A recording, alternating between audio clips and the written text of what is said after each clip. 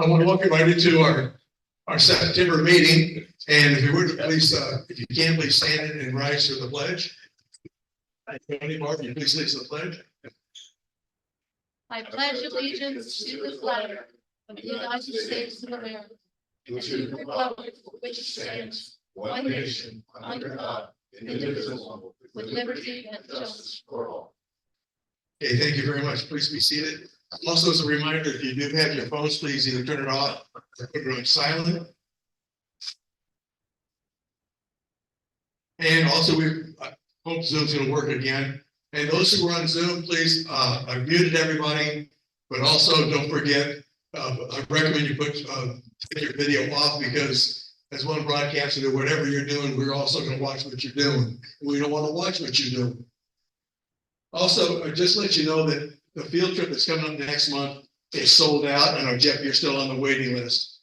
But we do have, in May, we're going to have another field trip. We're going to be following the footsteps of John Brown with Dennis Fry. So if you've ever been with Dennis Fry or heard him, the guy's fantastic. So we did a couple of years ago, did a small part of the Harper's Fair raid a couple of years with Dennis Fry. He's going to be doing the footsteps. We're literally going to be following from the house they had outside of Maryland a little bit into Harper's Fair, and we'll go on to Charleston, West Virginia, where he was hanging with the court and everything. So I do have those flyers back there and recommend it. Go ahead and put your name on it. Just for those who missed it, and we're going to try to have one later, I want to thank Tom Lehman, because 8 of us went on a fantastic field trip. There's 2 our people there. And yeah, if you ever get a chance to go with Tom on a field trip, we highly recommend it. We had a fantastic time, and I've talked with Tom probably in the spring. We'll do another one. We'll set the thing up. The VBA was nice enough to loan us their bus. We could put 14 people on the bus, so we could do a pretty good job and go anywhere on the trip. That's Tom just leading us on, and we finished up at the Legion headquarters. Again, if you ever get a chance to go with Tom, again, highly recommend it. Tom, thank you very much. Okay, just so we do have an email. I mean, we do have a website, and what we're trying to do is we finish any pictures that we take or field trips or these speakers, we put them on the website. So if you have to miss it, you can go on there and watch through our YouTube that's on that channel. And tonight, what I'd like to do, we're going to talk a little bit about Lincoln's assassination with Bart Kauffman and Tony Rose. So I'll lead it over to them, and they've been working on a book. And I think we need some really good information. What we're going to do, they're going to do some discussion and talking about their book. Then we're going to have an open discussion. They can ask you questions, you can ask them questions. So I'll leave it to you guys.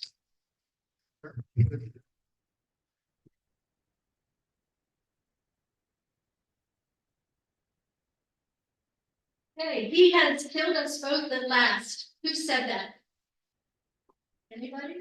Any guesses? You said there wasn't going to be a quiz. There was a quiz. Here's your first star. He has killed us both at last. It was said by Clara Harris on December 23rd, 1883, when her husband killed her. That's right. Yeah. Henry Rathbone killed her, went kind of berserk. But when we started reading this information, he and I decided that we were kind of bugged by some of the evidence that we had read about.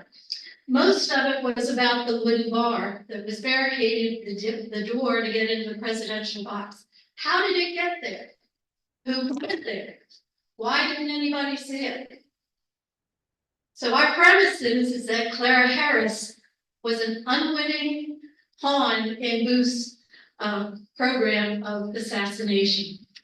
And because he was the Brad Pitt, the George Clooney of his time, she became easily enamored. So that is what we started with, and what you're about to hear is an almost true story. So get it up where everybody can see it. Are you manipulating it? I wish I wasn't. Unbelievable. Well, it shows. Anyway, so Marv and I, we started writing this. We're still in the middle of writing this. It's longer than the Civil War, actually. the amount of time we spent doing this. The title of the project is called Gashes on the Face of Heaven. It comes from a line from John Wilkes Booth in one of his political writings early on in the early 1860s, when he was really trying to figure out who he was, not as an actor. He wanted, he knew he had to be an actor. It was kind of in his blood, but at the same time, he was wrestling with issues internally. He felt that the South was wronged. He felt that Lincoln's policies were wrong. And although he could act fairly well, he really couldn't put into words what he wanted to spew out politically. So he did a lot of writings early on. And one of the things that he had said was the fact that the stripes on the flag were like gashes on the face of heaven, because he was seeing the Union being torn apart, the Union that he loved. So the project is historically accurate. We did our best to make sure that we had all of the facts that we know of in our book, in our project. We were not going to change anything that was historically accurate. But we did take some creative liberties with some of the unknowns. For example, Barb said the bar. We know it's a music stand. We know Booth measured it out, broke it. But how did it get into the box without anybody seeing it? Now you could say, well, he probably had it on his persons when he went into the box to assassinate the president, and you could be right, but you could be wrong. We don't know. He had a knife, he had a derringer. He could have hidden the bar, but we don't know. We just know it ended up there. And so we took some creative liberties with that. And that's part of our premise, is involving Clara Harris. One of the things that we pride ourselves on is looking at the characters themselves, not necessarily just John Wilkes Booth, and especially not Abraham Lincoln, but all of the other characters, looking at their lives prior to the assassination attempt. Who were they as people? What motivated them to actually make the decisions that they made to either help Booth on purpose or unwittingly get pulled into his scheme to abduct and then assassinate the president? This way, we're better able to explain their behaviors, their decisions, their loyalties, their relationships during the focal point of our project, which is July of 1863, through the assassination and the years following.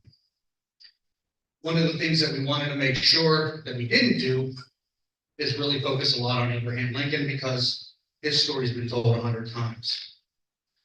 Again, about doing the necessary research about each of our characters, we've come to find that maybe, just maybe, the good guys weren't always so good and the bad guys weren't always so bad.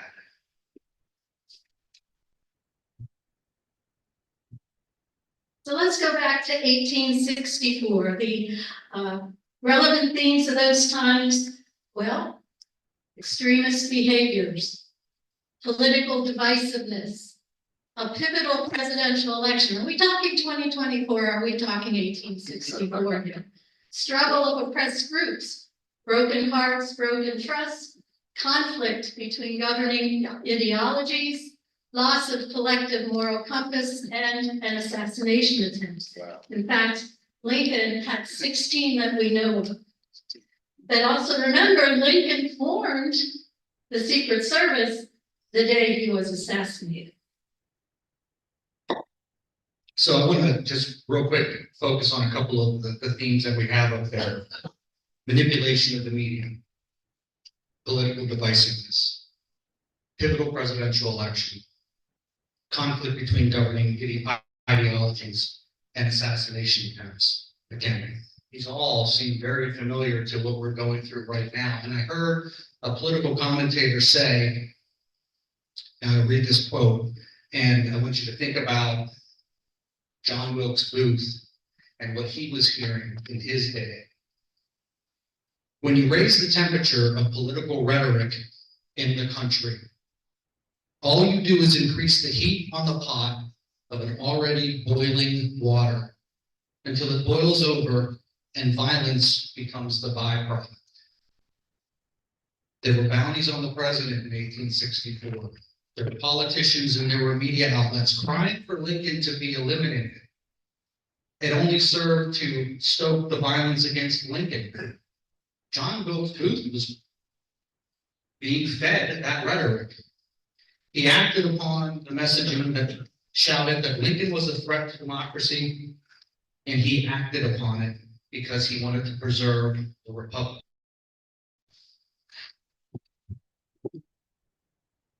I broke it again. One of the things that Ricky wanted us to do with this is to discuss some of the things that we discovered while we were working on this project. That would take hours, maybe days, and we don't have that luxury. So Barb and I decided we would break it down into 7 different characters that most of you would be familiar with, and what we learned that we didn't know prior to going into tackling this project. So Barb took the good guys, I took the bad guys, so to speak, depending on how you want to look at it. And I'll start with John Wilkes Booth. So I had heard about John Wilkes Booth through high school history class and didn't really care. I mean, I just didn't care. I didn't had no bearing on my life at the time. Fast forward 30 years later, and doing the research, there were many things that I had no idea that John Wilkes Booth went through. I actually grew to like him, and I actually grew, and still to this day, pity him. And pity seems like a pretty weird word to use for John Wilkes Booth, but I pity him because he was 26. He had no home. He referred to that quite often. I have no home. When he had a home, it was either with Asia in Philadelphia, his sister, who was married to John Sleeper Clark, who he couldn't stand, or it was at Edwin's, who he couldn't stand. He would go to Edwin's or he'd go to Asia's because his mother was there and his sister Rosalie. And it was for them that he would try to keep the peace because he was the only one in the family that had Southern leanings. Everybody else was pro-Union. So he has no home. He has no family members that he can relate to. He lived in the shadow of his father. Oh, you're Julius Bruce's son. Oh, he lived in the shadow of his brother. You're Edmund Booth's brother. It was never John Wilkes Booth. It was always in relationship to his famous father or his famous brother. And his brother manipulated where John was able to act. Early on in his acting career, Edwin Booth, who was the star at the time, drew imaginary lines and told John Wilkes Booth where he can act and where he couldn't act. And he told John Wilkes Booth that he really didn't want him up north. He wanted him in the South. So he did a lot of his early acting in the South. Well, there's a reason why he had pro-Southern leanings. He was around those people during a very heated and pivotal time in American history. His brother was up north. He was playing in Philly. He was playing in New York. And John Wilkes Booth was relegated to Alabama, some of the other states in the South.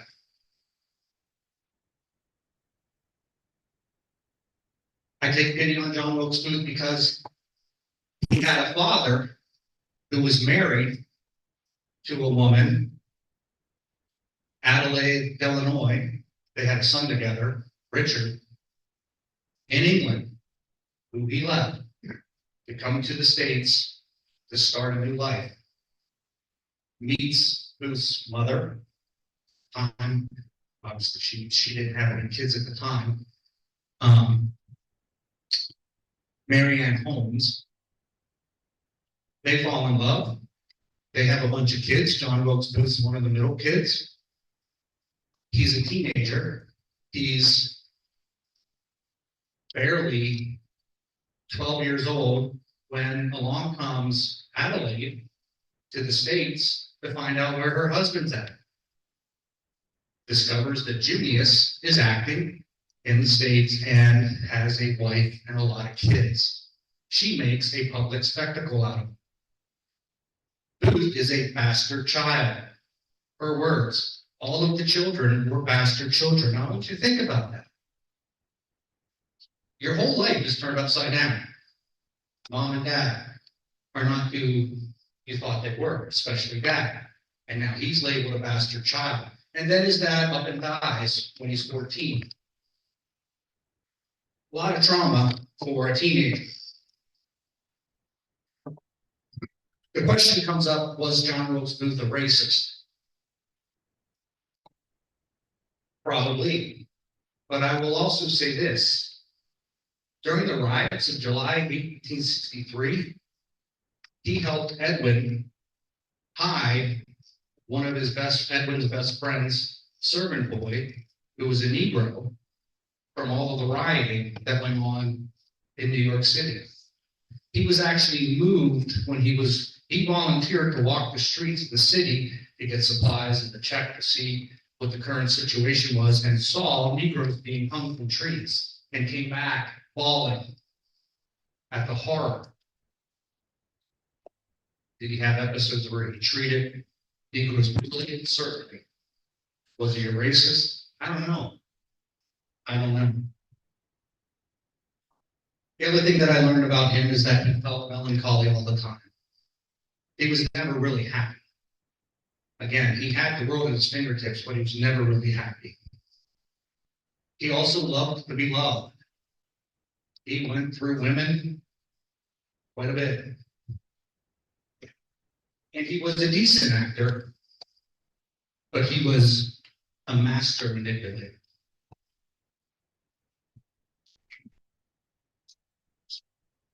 My person is Clara Harris. I did a Google search on Clara Harris, found out that she was a very famous dentist who in 2002 ran over her husband 3 times in a Mercedes in front of his mistress. She was coming out of a hotel, and with their 16-year-old daughter in the car. To find Clara in Google, that's all you get. So I did my own research and found out that she was the daughter of Ira Harris, one of 4 children, and she passed away, and he met Pauline Rathbone. Her husband had passed away. They had 2 children, 2 boys. They actually had 4, but 2 didn't live through infancy. So they married. Clara was the oldest. She was 9 when they got married. Henry was 6. And she ended up taking care of him for all of his life. And it was a blended family. Now they got to Washington, D.C. because another senator by the name of Seward became a member of Lincoln's cabinet. So Senator Ira Harris became senator from New York and ended up on the War Department and moved his family to Lafayette Square, a block from the White House. It's still there. The house is still there. Through her father, because Pauline had 2 little kids, she would go with Dad to the soirees that Mary held, and also they attended many of the seances that Mary had.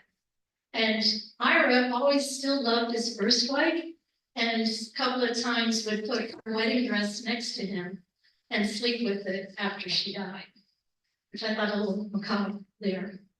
But Clara met Mary and became like a daughter to her. She didn't have any girls, she had all boys. So the night of the assassination, she actually helped Henry staunch the bleeding. He was knifed from his shoulder down to his elbow.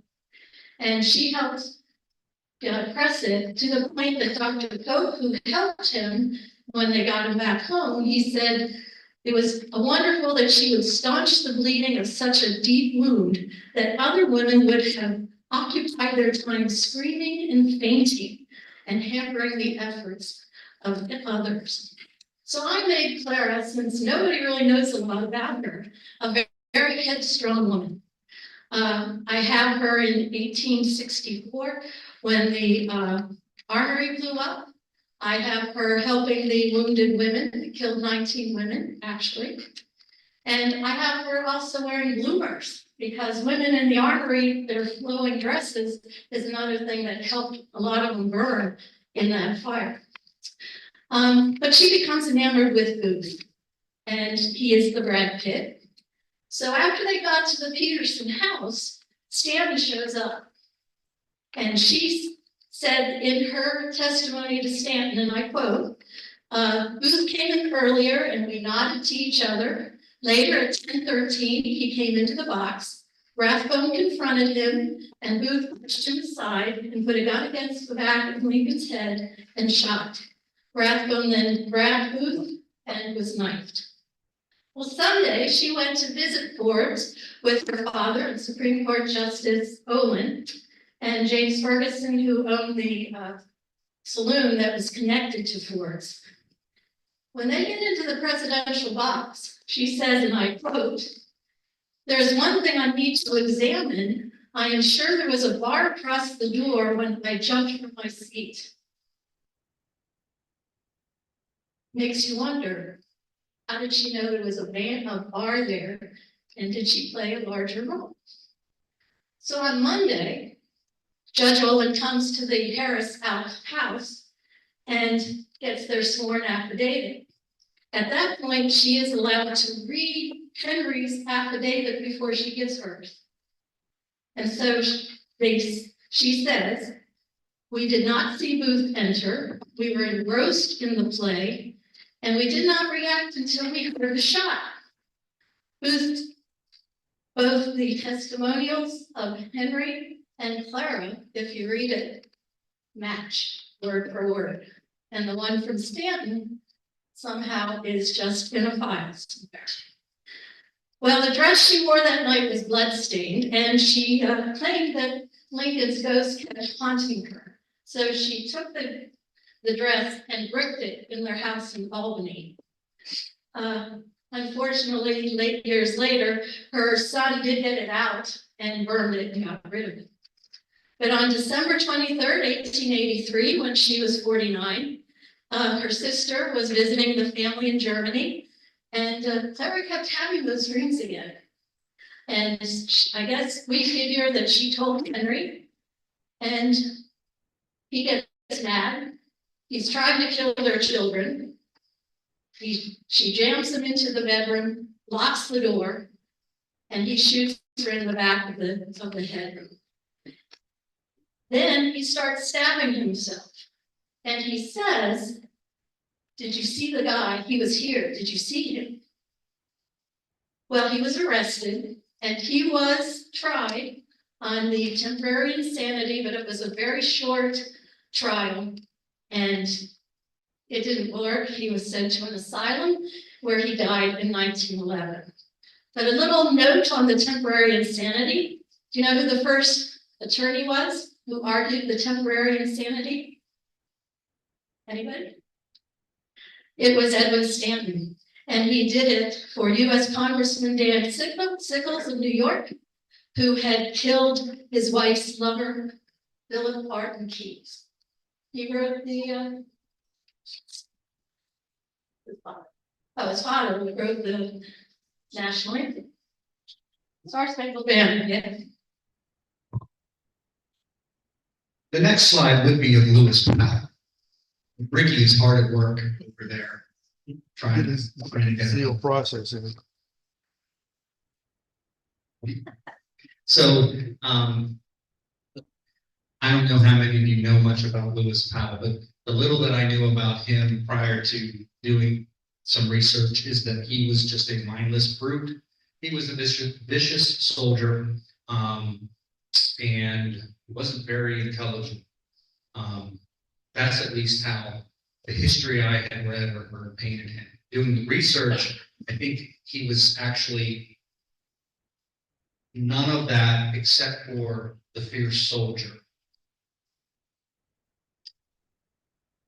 Lewis Powell was the son of a Baptist minister, and as a matter of fact, up until about the age of 15, he thought he was going to follow in his father's footsteps and be a Baptist minister. So keep that in mind. He was actually a very religious person. He was quiet, he was reflective, and like I said, he was a fierce soldier, and he was loyal. And he would follow orders to a T if he felt that the orders were given in such a way that the result reflected a cause that he believed in. I had no idea he had been wounded at Gettysburg, which is why one of the reasons why we start our story in July of 1863. He's injured on the second day of fighting. He was shot in the wrist. Now that may seem inconsequential, but it really isn't when I go into some of the specifics. And again, this is what was fascinating when you start to connect the dots. He had a relationship with some fairly significant women with regards to the assassination story. The first of which was Maggie Branson. Maggie Branson, at the time he was shot, was a nurse at one of the field hospitals at Gettysburg. They meet. Now, there's nothing really to say that anything other than friendship and respect occurred. But again, where you can take some creative liberties, I've taken some creative liberties. I would imagine that Maggie was taken by this 6 foot tall, handsome Southern soldier, and actually Lewis Powell was given the nickname Doc because his injury was so insignificant that it recovered rather quickly. And one of the things that the Union would do is, because they were so short of staff, is they would in turn healthy prisoners who would be willing and be trusted to help with the care of all of the wounded that had occurred at Gettysburg. So Lewis Powell was one of those people, and he and Maggie developed a relationship during this time. In September of 1863, what I didn't realize is that they transitioned a lot of their healthier prisoners, the North did, to some of the hospitals that were in the South, one of them being West Hospital in Baltimore. Maggie Branson was from Baltimore. She goes with. Do we know how Lewis Powell escapes? Because he was still a prisoner, but he was labeled as a nurse helping the infirmed at the hospital. Do you know how he escaped? I didn't know this. This is fascinating. So Is this out when he was at Gettysburg? this was after Gettysburg. This was in September of 1863. He didn't escape from Gettysburg. He was shipped to West Hospital in Baltimore as a nurse. Yeah. So he and Maggie, again, this is the story. And Betty Owensby, this is in her book, Alias Pain. It's a fascinating story. Truth is stranger than fiction. She baked the cake. Again, this is how she, doing the research, found that Lewis Powell escaped being a prisoner. Baked the cake, put a $10 bill, bottom of the cake. Lewis Powell and several others, Southern prisoners, dressed up in federal uniforms, approached the Union Guard that was stationed at the front of the hospital, and basically talked themselves out of the building and bribed them with a cake that had a $10 bill in it. That's how history says he escaped. No idea that's how it happened. It's absolutely fascinating. Body bag and carrying them out that way would have been more of a panic. Exactly. But a lot more work, I think. The cake is kind of fun. Like John Wilkes Booth, I think what I found about Lewis Powell was that he liked to be in love. The Bransons helped him move south. Lewis Powell wants to join Longstreet's Corps. And so that was his goal. You may ask, well, how do you know he had scruples? How do you know that he wasn't just this bloodthirsty warrior for the Confederacy? Well, when he left the Bransons, Joe Branson, Maggie's father, knew, and his first name escapes me, the Gilmore Raiders, which were very active in Maryland. The Gilmore Raiders were, I would say, like the JV team of Mosby's Rangers, if I had to, make a comparison. But the Gilmore Raiders didn't have the class that Mosby's Rangers did. They would ransack anybody that got in their way.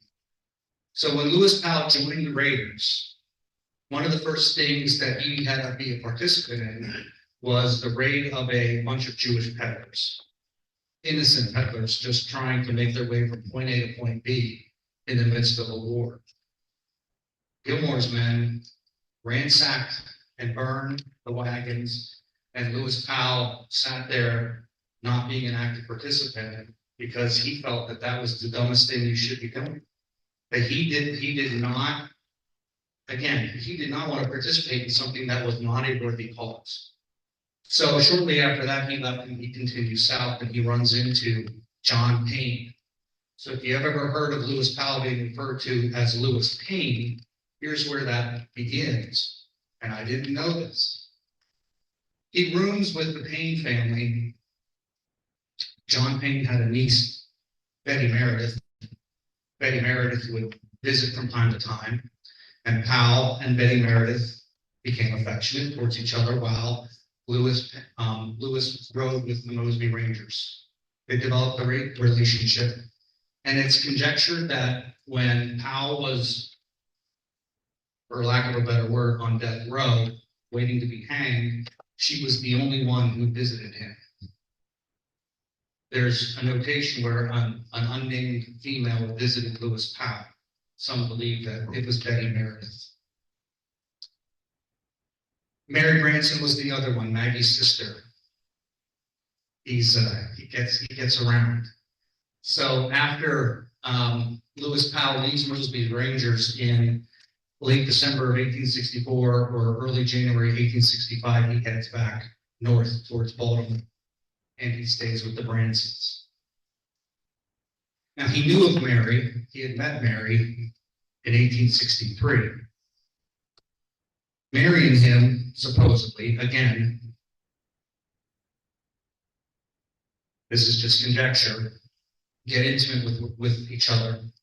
One of the things that happened to Powell in February of 1865 is he's arrested for beating a servant girl at the Branson boarding house. The conjecture is that the servant girl found out that Mary and Lewis were intimate and said something, and Lewis did not take too kindly to that. But if you read some of the articles that had come out in the Surratt Courier, when Lewis was hanged, there's some evidence out there that Mary was pregnant. Okay, so they were intimate February, March. He was hanged in July. So you see, again, this is all conjecture, right? Oh, there he is. Yeah. Dang, I woke up. Yeah, but that was something that I didn't know, and something that's fairly interesting. And again, when we give the when we talk about alias Payne, where did he get the Payne? Now, he had lived with the family John Payne, Payne. When he signed his release, he signed it Lewis Payne, Paine. But that's where he came up with the Payne. Some people know, where did he come up with Payne? Well, he lived with the Paynes for almost a year. They lived in Virginia. Oh, and by the way, one other thing I didn't know about Lewis Powell is that he has terrible timing when it comes to being caught.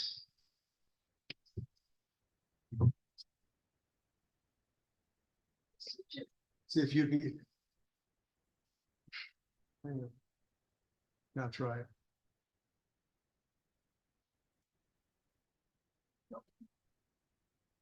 Okay. Up next is Mary Lincoln, and if you could see the picture, There she is. there she is. I love this picture. I was on the board at London Valley College, and this picture hangs over the fireplace in the president's personal conference room. And I would love to know if it's real.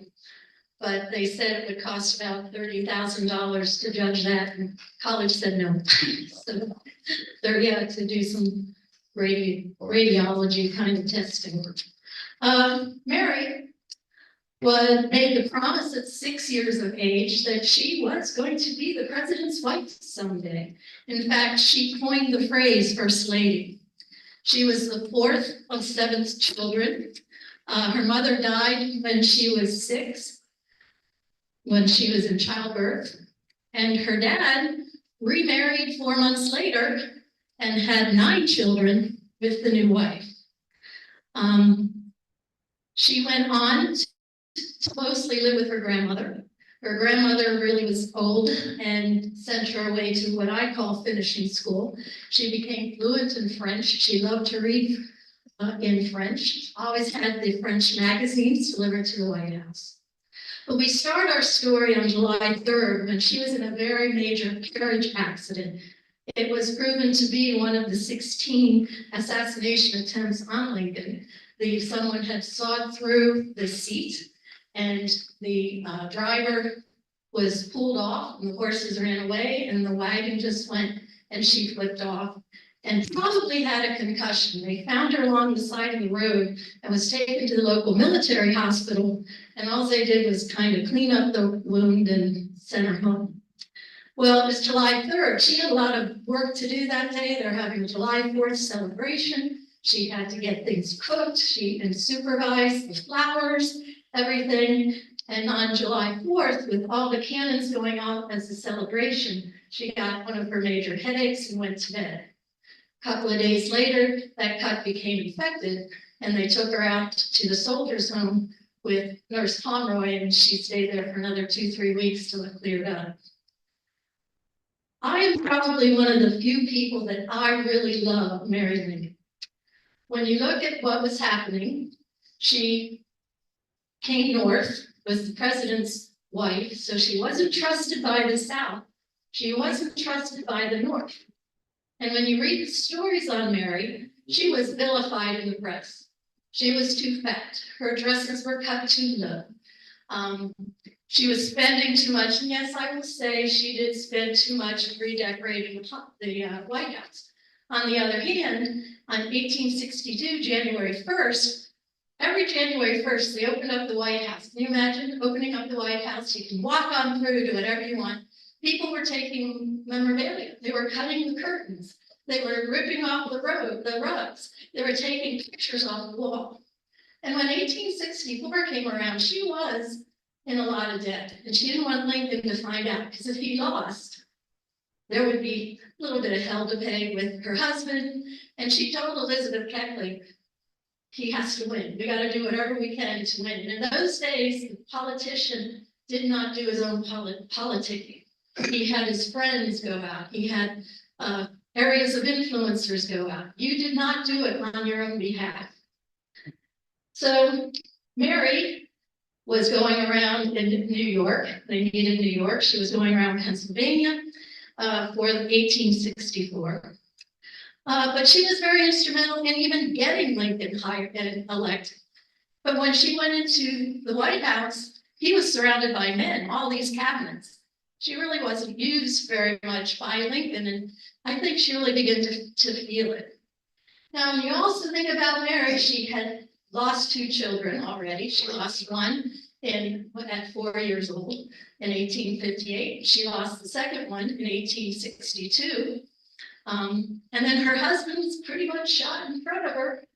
So I give her a little credit of trying to keep it all together. Although she did stay in the White House for 5 weeks after the assassination, she refused to move out. Andrew Johnson finally got Mary Wells and Elizabeth Keckley to talk to her and say, you have to go. You can't stay here much longer.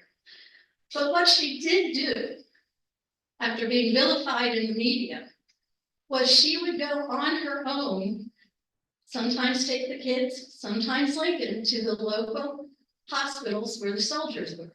She would bring them flowers. She would bring them sweets. She would invite them, if you got better, to the White House to have dinner.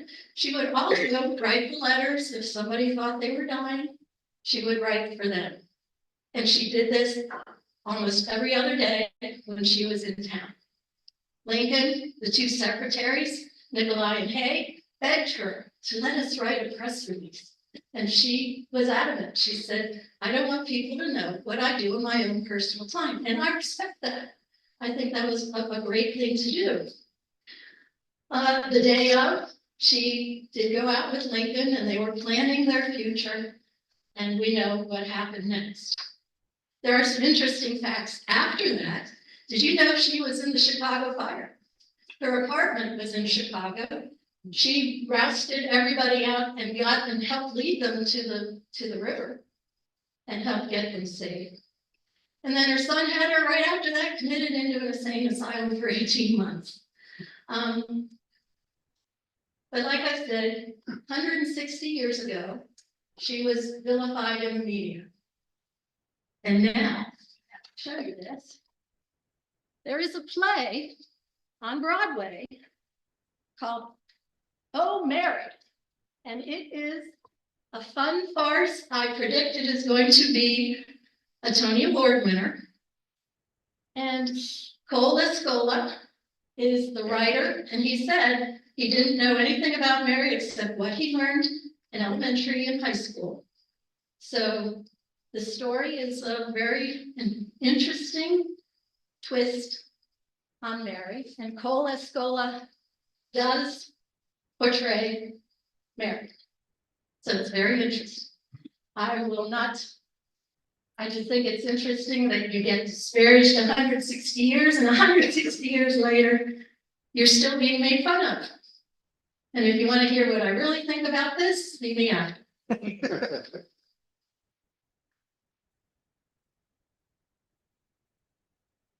So I had the privilege of doing a lot of research on Mary Surratt. Was she guilty or innocent? I know that you had a speaker here a couple months ago who asked that very question. His presentation was to help you make that decision. Was she guilty or not? I still don't know with 100% certainty, in all honesty. But I also didn't know how she got to be where she got to be. I didn't realize how much debt her husband had put her and her family in. The actions of her husband put her at such a desperate disadvantage financially that she would end up, they would have her owning a boarding house on H Street when John Surratt, her youngest son, befriends John Wilkes Booth. I mean, that's fate. I didn't realize either, I mean, she was a very religious person. She wanted all of her kids to be raised in Catholic school. And at one point when her and her husband were going through some of the hardest times financially and relationally, she took counsel with a Father Fanati, who was a priest at the local church down in Surrattsville. And of course, rumors swirled that it was maybe a little bit more than just him counseling her. Very interesting twist there. What I didn't realize either is just how many situations she put herself in to make herself look guilty. That was her problem. I talk about Pal's bad timing, but Mary Surratt had some pretty bad timing and bad decisions. I mean, when she had the boarding house, every single one of the conspirators visited at least once, except Davy Harrier. He never went there. So she had all of them there, at least once. Booth and her would confide when John would show up and John Surratt, her youngest, wasn't there. She would invite him in. They would go and have conversations in private. That was a little odd. But the one thing that sticks in my craw a little bit about Mary Surratt is the morning of the assassination was a Good Friday. They'd gone to church. She was walking back with two of her orders, and she stopped at the Herndon house and goes into the Herndon house by herself. to see Lewis Powell. Why does she know he's there? Why do you go there by yourself? Why do you leave the two other people you're with on the sidewalk when you go and have a conversation with them? So when he shows up a couple days later and she says she doesn't recognize him because, okay, the lighting might have been bad, she had a one-on-one conversation with him the day of the assassination. Now that wasn't Louis Whiteman saying that. That wasn't Lloyd saying that. We know those two people were stooges for the government. That was two boarders who were friendly with Mary Surratt. They weren't trying to save their own necks. They testified, yeah, that morning she stopped by the Herndon house, went up and saw Lewis Powell. That's a head scratcher. And then, of course, meeting with Booth later that day, agreeing to take the field glasses down to Surratt to the tavern. That's a head scratcher as well. One of the other things that struck me about her was how stoic she was, though, during the trial. Speaking of Mary Lincoln being vilified, they vilified Mary Surratt as well. They were brutal to her during the trial.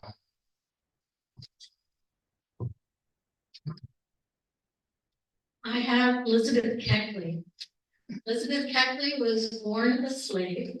She was down in Missouri, and she was a house slave. So she learned how to sew and became an exquisite seamstress, to the fact that she would make her master's clothing, his wife, all the children, and it started to expand, and she was making it for her master's friends. So she was asked at one point by a freeman, Mr. Keckley, if she would like to marry him. And she wouldn't do it because even though if she got her freedom, any child they had would still be a slave and would be able to be sold. And there's three ways to get to be free. You can run away, you can sue for your freedom, or you can buy your way out. Because she was such a great seamstress, she made a deal with her master that she would sell the dresses. He could get a portion, she would get some money for all the dresses that she made for her friends. He agreed, he said $1,800. What is that in today's money? $100,000. She knew it wasn't really going to work. So instead he raped her, and she had a little boy, George, who was her pride and joy. She made sure that he was educated. She taught him to write. She taught him to read. She made sure that he was going to grow up well and accomplish something. Since she wasn't going to run away, and she already figured out she wasn't going to be able to make enough money, she decided to sue.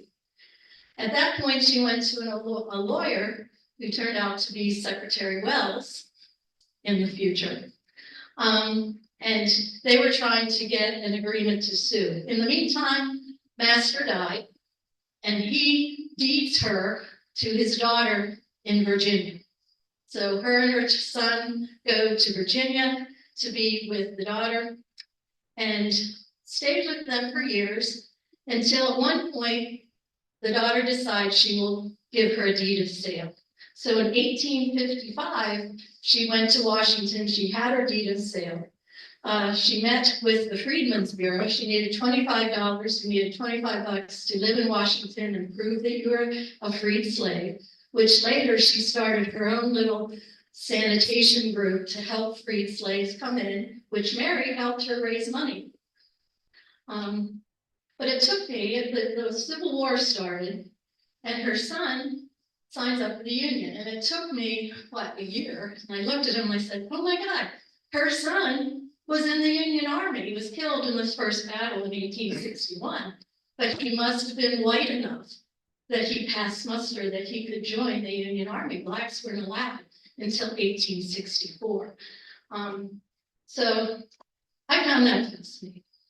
So she works for Fitzhugh Lee. She's an expert networker.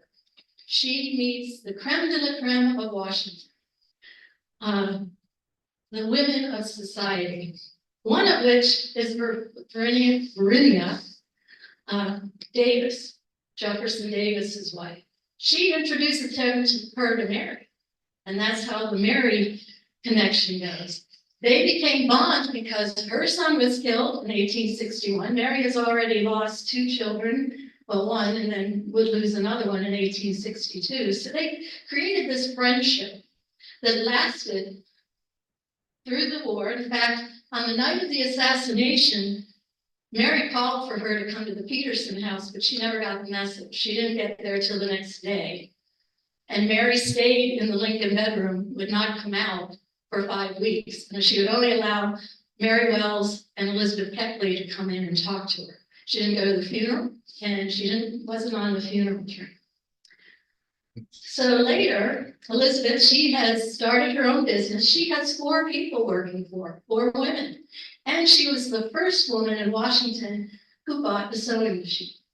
But she made sure that she was the only one that handled Mary. And she found out that because when she was in there, she'd be the one that would do the measuring and then give the measurements to her team, that women were trying to find out about what Mary Lincoln was like. And at one point, the woman asked too many questions, and Elizabeth got smart and did some research. Turned out it was a reporter who was trying to find more information on Mary Lincoln. So years later, she stayed at the White House with Mary. They still were friends. 1868 became the big debacle when Mary needed money because she wasn't getting anything after the president was killed. Senate, Congress did not give her any stipend at that point. She had to go to Sumner, and Sumner finally in 1870 got her some money. But she was selling her clothes in New York. It became a big debacle. It went into the news. And then Elizabeth, later in the late 1860s, decided to write the tell-all book behind the White House doors. And that blew their relationship for the rest of their lives.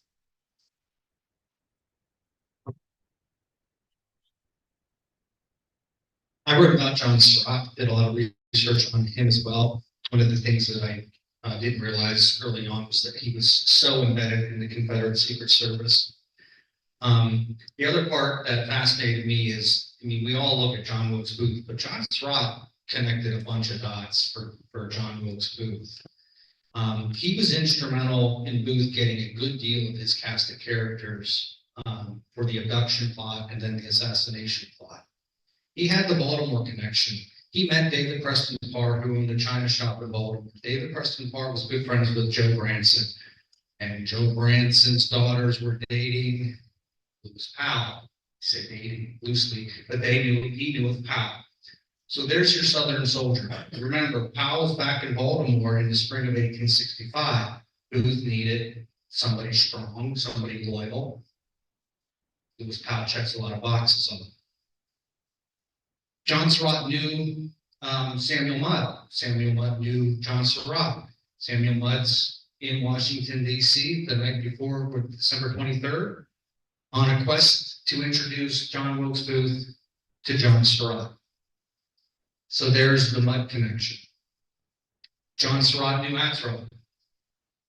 Atzerodt was moving people and goods across the Potomac for both the Union and the Confederacy, and he was an easy buy. So he solves the problem. If they were going to abduct Lincoln and get him across the river, Atzerodt was your guy. So John Surratt introduced Booth to Atzerodt. Did John Surratt sell his mother up the river? I think he did. So, I think he didn't think that they would kill a woman, and they were holding her out as a bait. Yeah, we discussed this. We don't believe he was in DC the night of the assassination. He was in Elmira. There's a lot of proof that says that he was there. And we firmly believe that he didn't think they were going to hang a woman. One of the things that fascinated me, if you don't know the story, I won't go into it because we're short on time, but his escape and capture, how he was captured, and just the oddity of somebody that he went to school with him as a child, happened to be in Rome the same time. He was in Rome, serving in the same unit that he was serving in. It's quite fascinating. So, we're not neglecting, we only focused on 7 characters, but we've done a ton of research. We've been writing this thing since like 2012, 2013. It's involved, we didn't realize the Pandora's box that we were opening because we wanted to make sure that this was historically accurate and somewhat entertaining. So we do have additional cast of characters, and we'll just go through them real quick. Sam Arnold, Booth, and hopefully some of these names are familiar to you, if not all of them. Sam Arnold was Booth's childhood friend, and he was an abduction co-conspirator. He was not an assassination co-conspirator. As a matter of fact, he was 100% against it. And the only reason, not the only reason, he probably would have eventually gotten caught, but one of the reasons why he got caught is because he wrote Booth a letter called the Sam Letter, and it was found in Booth's trunk at the National. And in it, Sam says, look, I don't mean to make you mad, but I really think you need to cool it for a little bit because people are suspicious that something's going on. And Booth kept the letter, and it was found. George Axelrod got the vote for the abduction. Do I think he was really meant to kill Andrew Johnson? Everything I've read about George Axelrod, I don't know how Booth, being as smart as he was, would have trusted that. There's something there. Lafayette Baker, I don't know if any of you know the name. He's a fascinating character. Is he a dual agent? Is he a tool for Stanton, or did he use Stanton? There's some fascinating backstories about an alias that Baker used, and a possibility that Booth knew him and used him to get a warehouse in New York to store quinine. Dr. Blackburn, the germ warfare, I had no idea about that. That was fascinating. Thomas Conrad. Thomas Conrad is a CSA agent, and many believe that he was he ran the test abduction route. He was charged with going to Washington, scoping out Lincoln's patterns, and then doing a test run on what would eventually be an abduction. Not that Booth had anything to do with it at the time, but that was one of his tasks. Colonel Albert Dahlgren, he was part of the Kilpatrick Dahlgren raid. I do believe the letter that was found on him was authentic. I do feel sorry for his parents. March 4th, they did the newspapers. Lincoln saw it in the paper. He got Stanton. They texted. They telegraphed to Butler. Butler said he's still alive, no problem. They go and visit the Dahlgren home and said, no problem, your son's okay. Imagine March 8th, he had to go back. This time he took Mary, because Mary knows what it's like to lose a son. And she stayed with Mrs. Dahlgren for the rest of the day. Emily Todd Helm, her husband was a general, died at Chickamauga. Mary heard about it because she was in New York, and her husband sent a note, hope you are well. There was a battle, by the way, General Helm was killed. That's how she learned her brother-in-law passed. Emily came and visited in December of 1863. Unfortunately, she went into the hall at the same time that Dan Sickles and Ira Harris were there. They threw a fit. She had a witty comeback about how the South will win. Sickles gets mad, goes up to Lincoln and says, how dare you have these visitors in your house? And Lincoln dresses him down, saying, this is my house. I can have whoever I want. Davy Harold, trifling boy or smarter than you think. I think he was a little bit smarter than you think, especially if you read his testimony and how he was brilliant. He changed his story every single time. And the fact that he was loyal to the end. And, he worked for several druggists early on in his relationship with John Wilkes Booth, and it could have been a connection that Booth had to get his quinine. Andrew Johnson. Booth had a connection with Andrew Johnson in March of 1864. They met when Booth was acting in Memphis and Johnson was governor. there is proof that they met. So on the day of the assassination, was the calling card left to say, hey, how you doing? Or was it to get his help? Or was it to implicate him? That's a burning question. Thomas Jones, did Thomas Jones take him across the river? You know the story that Booth and Harold went by themselves. However, if you do some deeper digging, there is a theory out there that Thomas Jones actually did row them across. And the whole compass thing and all that other stuff was just a farce, just something made up that Thomas Jones made up to throw people off his track. John Lloyd and Lewis Weichman, Barb and I both think that they were government tools to save their own necks. They were as guilty as the rest of them. Patrick Martin was the Maryland connection for Booth in Canada that introduced him to Dr. Mudd. Mosby, this isn't really popular, but I think Mosby was aware of the plans to at least abduct Lincoln. Dr. Mudd, what did he know and how much? He knew something, that's for sure. Just how much, that's the question. Michael O'Loughlin's role, he was like Sam Arnold, a boyhood friend of Booth, and he was in the city the night that Lincoln was assassinated, supposedly to get some money from Booth. George Sanders is another one. He was a Canadian connection with Booth. He was very vocal about his hatred for Lincoln, and he helped Booth get money prior to coming back down to Maryland. William Seward. What saved William Seward was the accident he had a couple of days before. The cage that was around his head kept the knife from going in. He was slashed. He did have a permanent disfigurement on one side, but he did survive. Frederick, his son, who tried to stop the assassination attempt, was critically wounded. He did survive, but he was kind of not right because it was a pistol hit to his head. The butler was killed. But on the plus side of Mr. Seward, he did give us Alaska. We also throw in Sarah Slater. I know that you had talked about her as well. Did she know Booth or just know of him?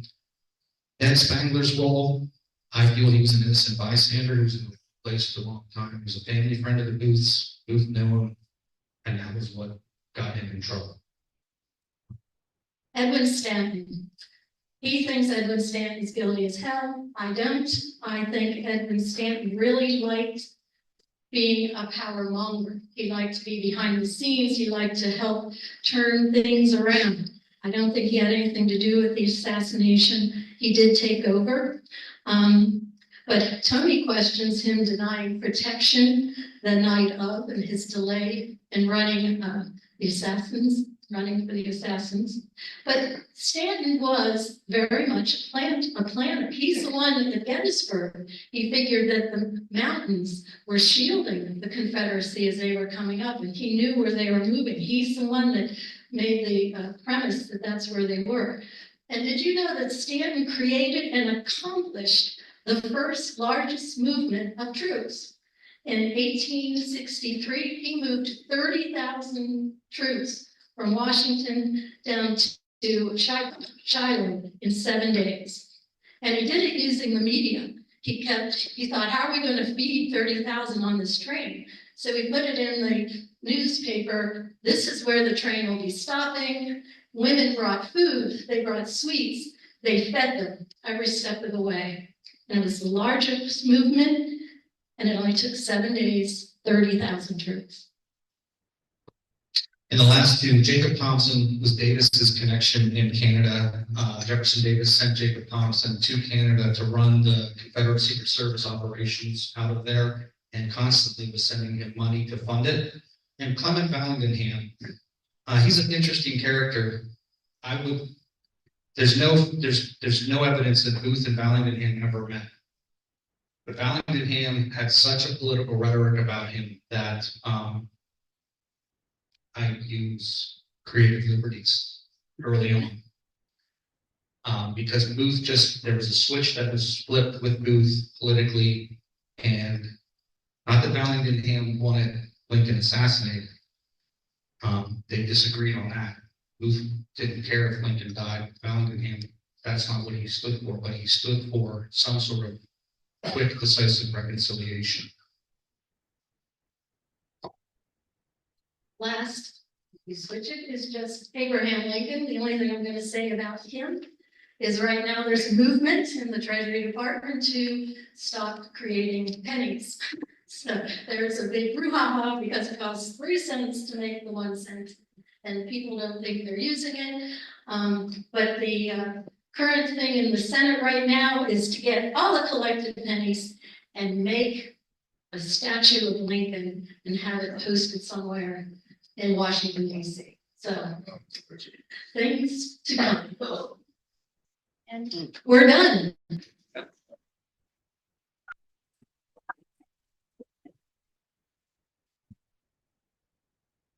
Any questions? Yes, sir. Yeah, I have to agree with you. I think that Baker and Stan were in cahoots on a conspiracy, not the assassination, but the kidnap plot. Nothing to do with the assassination. And nobody, I didn't bring this up, but I think it's important. The 18 missing pages from Booth's diary. How did Stanton get his hands on that and keep it from people for 2 years? Well, you know, you go back and forth. Some people feel that the 18 missing pages were legitimately missing. He ripped them out as he was writing notes. Booth did.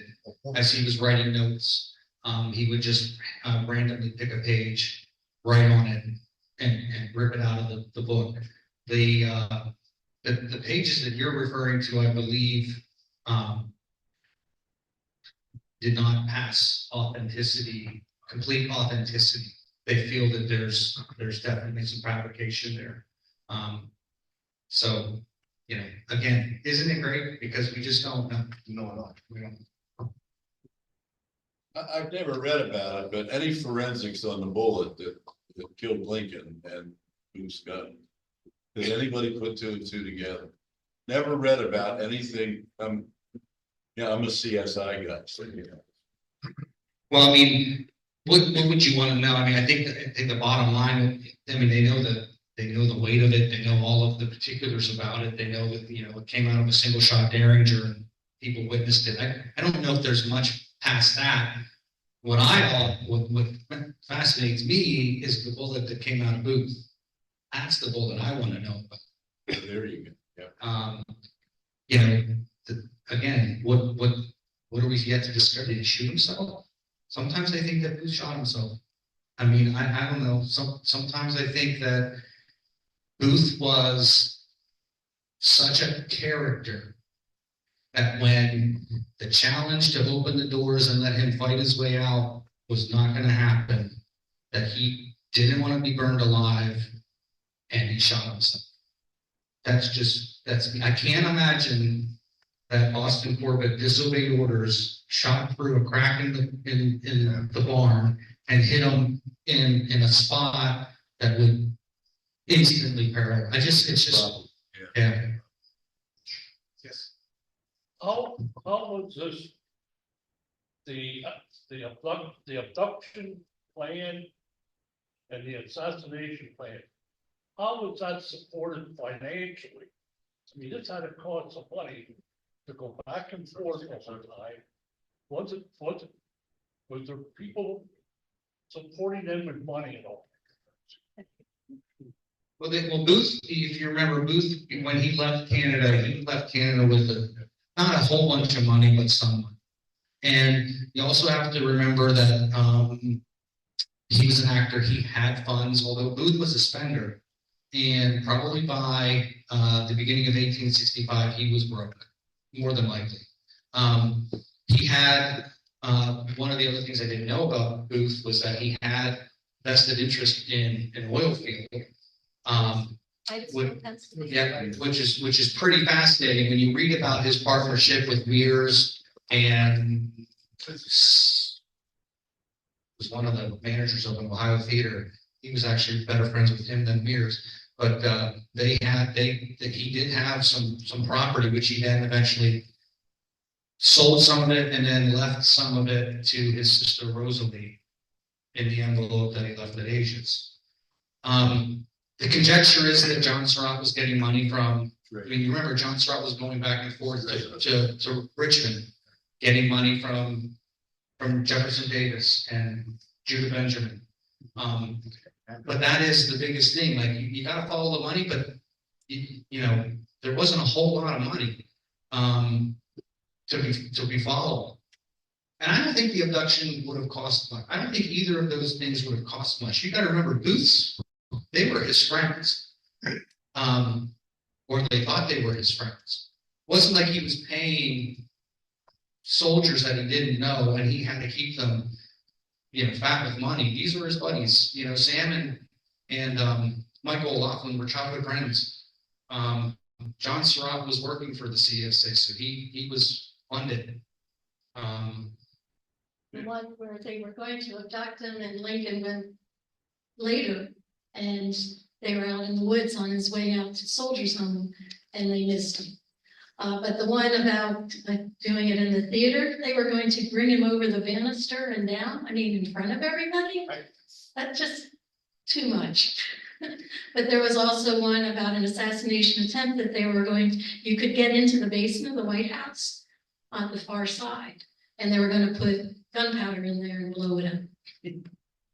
And that's what I was referring to with Mosby. Like, Harney was the agent that they assigned to go blow up the White House during the reception. That was the goal. Harney was coming from Maryland, and he was to sneak into the White House, plant the explosives, blow up the reception, right underneath the reception area. But Harney was captured in battle. Mosby and the Rangers were a days away. They were aware of the movements, and they were days away from where Harney was captured. So there was an awareness there. You know, Mosby was in constant communication with Jefferson Davis during that time. What item in your research surprised you the most?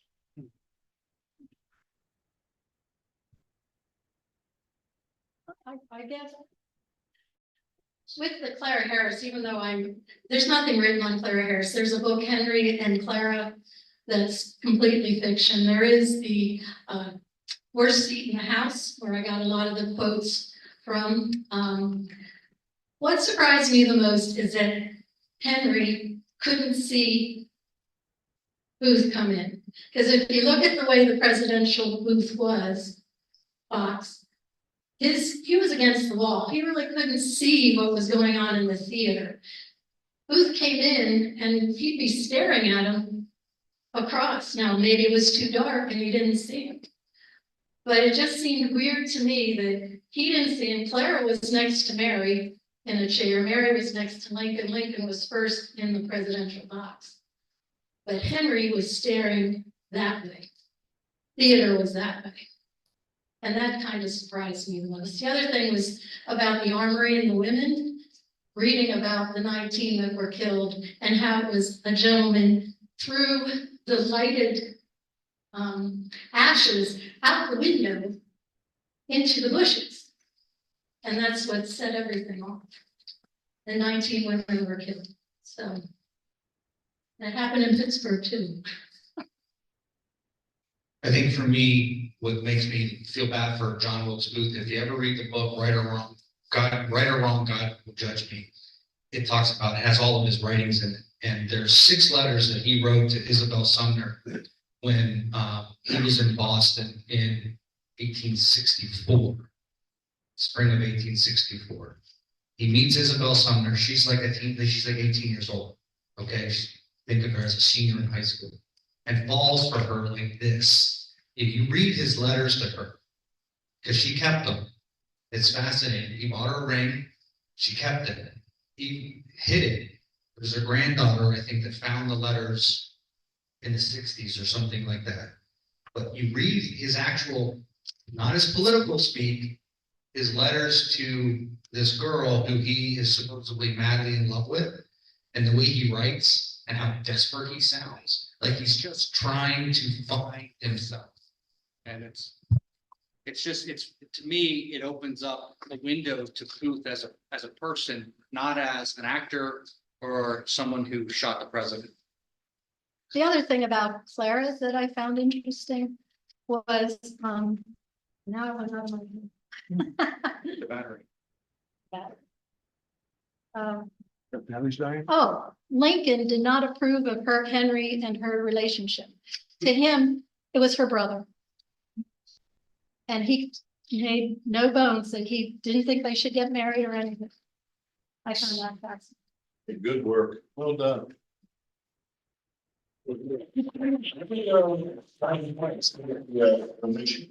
Say that again? Why was John Surratt prosecuted? He was bonded disposed. Who was it? John Surratt. John Surratt. Oh, he escaped. I know, they Oh. caught up. Yeah, like 2 years later. And by then, They went trial? they They tried, did. They did try. it was a hung jury. They felt, Holy shit. they did not convict him. And remember, at that point, it was a civil trial. Okay, that's right. He was judged by a jury of 2 years as opposed to a military tribunal. Right. And by then, people were sick of it. But he was lucky man. He was extremely, well, except that they how they found it. That's Yeah. really amazing. Okay. Thank